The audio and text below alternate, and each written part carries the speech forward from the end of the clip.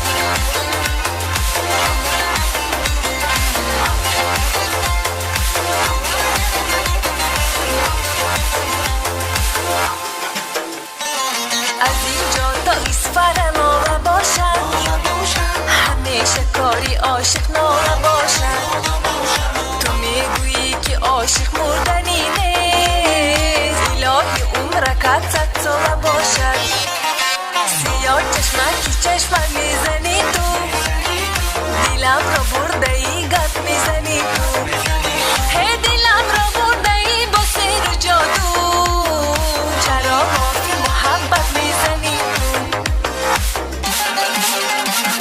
سبب و گوهتا نباش ما انار این هدای من بیان صبر دلی بیقرار سبب و گوهتا نباش ما انار این هدای من بیان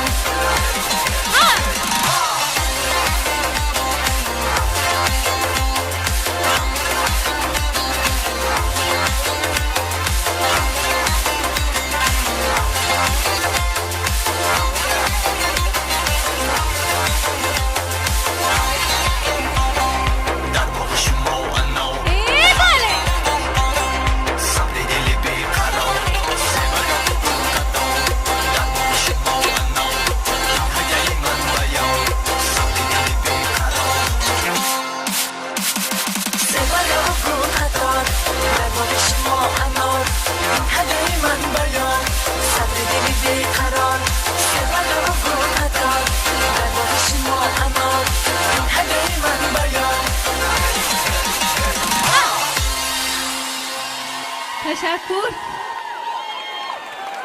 مرحمت.